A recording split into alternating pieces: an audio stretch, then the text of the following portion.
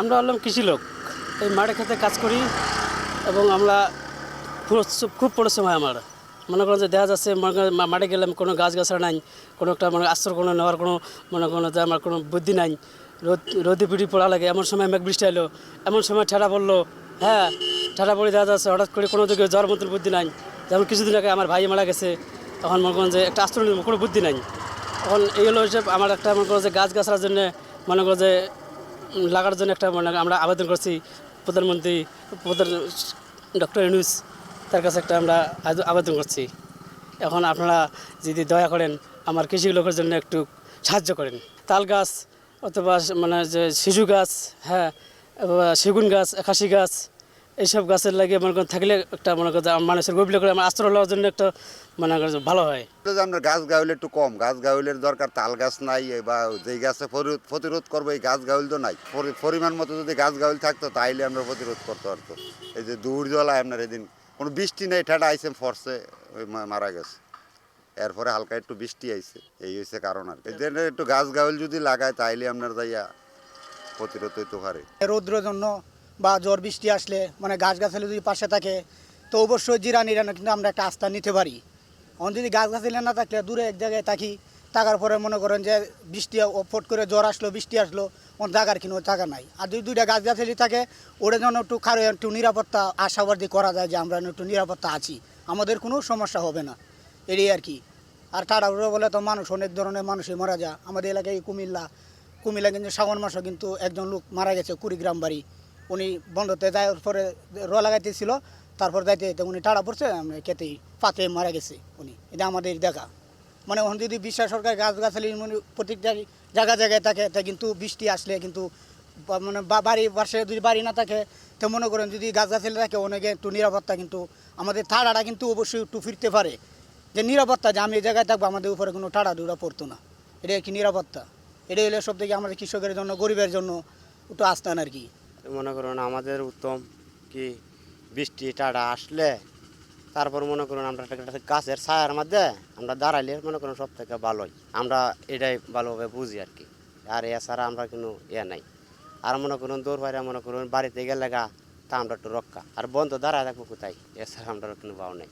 এই যে রোদের ভিতরে কাজ করি, হঠাৎ বৃষ্টি আইলে তো মনে করেন আমরা দৌড়ে যাই, হেমনে যাই, গাছের তলে যাই, কি কিন্তু বিল্ডিং এ দাঁড়াই, এই পর্যন্ত আমরা করি, এছাড়া তো কোনো ভাও নেই। মনে করেন আমরা কাজের লোক, অনেক বাড়িতে আমরা ডুমান লেগে দিব না, তো মনে করেন আমরা গাছের আশ্রয় বিরচাই, নাহলে কি স্কুল করে বিরচাই, এইভাবে আর কি আমরা থাকি আর কি। আপনার মনে করেন বৈশাখ জ্যৈষ্ঠী এই সময় ঝড় বৃষ্টি হয়, এই সময় মনে করেন কৃষকেরা মাঠে ঘাটে কাজকাম করা হয়। এর মধ্যে মনে করেন আকাশ খারাপ হয়ে গেল, দেখেন অনেক সময় পাথর হয়, ডাক পরে মানুষ মরতেছে, এলাপ ঝুঁকি নিয়েও তো আমাদের কাজ করতে হয়, কারণ গরিব মানুষ পেটে দেয়, কারো চলে আসছে, দূরে থাকা লাগে। পরিবর্তিত আবহাওয়া যে এই ওয়েদার যে চেঞ্জ হয়েছে, এটা কি আপনি বুঝতে পারছেন? এটা কিন্তু খুবই লক্ষণীয়। কিছুদিন আগে, আজ থেকে 10 বছর আপনি পেছনে তাকান, 10 বছর আগেও কিন্তু এত বজ্রপাত হয় নাই। বাট এখন কি হচ্ছে, প্রতি মুহূর্তে কিন্তু দেখবেন যে আকাশে মেঘ করলেই ভিতরে একটা আতঙ্ক তৈরি হয়, বজ্রপাত হচ্ছে, এবং বজ্রপাতে কিন্তু প্রতিদিন মানুষও মারা যাচ্ছে। এই বজ্রপাত থেকে মুক্তি কি? মুক্তিটা হচ্ছে আমাদের আসলে পরিবেশের উপর আমরা যে অত্যাচারটা করেছি, পরিবেশ ঠিক সেভাবে আমাদেরকে প্রতিদানটা দিচ্ছে। তাহলে পরিবেশকে বাঁচাতে গেলে আমাদের প্রচুর পরিমাণের তালের গাছ, যেটি হচ্ছে বজ্রপাত নিরোধক হিসেবে কাজ করে, সুতরাং প্রতিটা রাস্তার পাশে আপনাকে এটি করবার তো প্রয়োজন আছে। এটি সরকারি বেসরকারি সমস্ত উন্নয়ন সংস্থাগুলো এই কাজটাতে এগিয়ে আসতে পারে। আর একটা জিনিস হচ্ছে আমাদেরকে আসলে সচেতনতার বৃদ্ধির কোনো বিকল্প নাই। আপনি মাঠ পর্যায়ে যে কৃষক যারা এখন মাঠে ধান কাটছে, তাদের যদি মাঠে এই মুহূর্তে বজ্রপাতের তৈরিও হয়, একটা ঝড়ও হয়, এই কৃষকের কিন্তু যাবার জায়গা নেই, তাদের সচেতনতার বড়ই অভাব। তাহলে তাদেরকে সচেতন করতে হবে, সঙ্গে সঙ্গে যে কাজটি করতে হবে সেটি হচ্ছে পরিবেশ রক্ষার জন্য এই যে তালের গাছ, প্রচুর পরিমাণের তালের গাছ আমাদের হাটে মাঠে ঘাটে রাস্তার পাশে লাগিয়ে আমরা যে পরিবেশের ক্ষতিটুকু করেছি তার কিছুটা হলেও পুষিয়ে যদি দিতে পারি, তাহলে হয়তো আমরা অনেকটা মুক্তি পাবো এই অভিশাপ থেকে, বা এই বজ্রপাতের এই অভিশাপ থেকে। দূরে চলে গেলাম, যা এখানে মেঘ লাগালো, আস্তে আস্তে আমরা দেখেন যে আকাশে এরকম চলে আসে, ডাক ছাড়িচ্ছে, কিন্তু আমরা আসতে যে মনে করি আকাশে ডাক পড়ে যাচ্ছে, এরকম মানুষের মারা যাচ্ছে। বজ্রপাত হলে আমাদের যাতে সমস্যা হয়, এরকম বড় ধরনের গাছ থাকলে আমরা সেখানে মনে করি আশ্রয় নিতে পারি, আর নাহলে রাস্তাঘাট আছে, এখানে তাল গাছ লাগালে আমরা একটু একটু দাঁড়াতাম হয়তো গাছের নিচে, বুঝতে পারছেন, এটা ভালো হতো। সরকারি উদ্যোগ নিলে আরও আমাদের ভালো হতো, যে আরও অন্যান্য জায়গায় সরকারি খাট জায়গা আছে, এখানে তো আর একটু ভালো গাছ লাগালে আমরা একটু মাঠে ঘাটেতেও মানে আশ্রয় নিতে পারতাম। কিন্তু তাল গাছ তোলা থাকলে পরে ওই ঠাঠাটা পরে হলে গিয়ে তাল গাছের পারি, মানুষের পার পরে না। তাল গাছ ধরেন রোডে ঘাটে নাই, আবার রাস্তাঘাট করতেছে, তাল গাছ রোডে ঘাটে 4 মুখ দিয়ে 2-5 দিন লাগালি পরে ধরেন সুবিধা হবি, কিন্তু লাগানো উচিত বা লাগানো লাগবি। আমরা যখন মাঠে কাজ করি তখন আকাশে পর্যন্ত মেঘ ধরে আস্তে আস্তে ডাক ছাড়লে অনেক সময় ভয় লাগে, আস্তে আস্তে অবশ্য অনেক লোক পড়ে যায় অজ্ঞান হয়ে যায়। তো আকাশে মেঘ থাকলে মাঠে তো থাকা যাবেই না, ভয়ে মানুষ আমরা চলে আসে আতঙ্কায়। ধান কাটেছি, রিক্স নিয়ে, বৃষ্টি বাদল ঝড় বৃষ্টি চড়ক পড়ার সম্ভাবনা বেশি, রিক্স বেশি। আমাদের এখন ধান কাটা জীবনের সাথে যুদ্ধ করে বাঁচতে হচ্ছে গরিব মানুষ আমরা।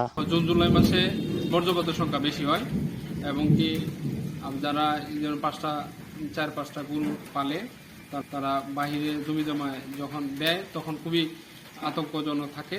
মেঘলা আকাশ যে সময় করে, মেঘ নাই, বাতাস নাই, কোনো কিছু নাই, এমন সময় বর্জ্যপাত হয়ে যায়। ঘর থেকে বাহিরতে খুবই অসুবিধা হয়, মানুষের অবস্থা খুবই খারাপ, মানে ভয়ভীতি কাজ করে। এইটা যদি আমাদের কোনো ধরনের পূর্ব পরিকল্পিত কোনো ধরনের কাজ থাকে তাহলে এটা ভালো হয় আর কি। আমাদের মেঘ বৃষ্টি পাথর এগুলা ধান খুব কষ্ট করে করেছিলাম, রাইতে দিনে কত পরিয়া কষ্ট করছি। তখন আমরা ধান যে 2 মণ 3 মণ হইব যে কেড়ে, এটা আমরা বিশ্বাস হয় না, মিশিংও কাটে না, কামলা লইও কাটতে পারি না। আমরা খুবই কষ্টের মধ্যে আছি। পর্যাপ্ত কারণে আমরা একটু বেশি ঝামেলাতে আছি। এই মেঘ বৃষ্টির ঠাড়া মারে ঘরের থেকে বাড়িতে পারতাছি না। আর মনে করেন এখন তো কাম কাজও নাই, মেঘ বৃষ্টির লেগে কাম কাজও করতে পারতেছি না।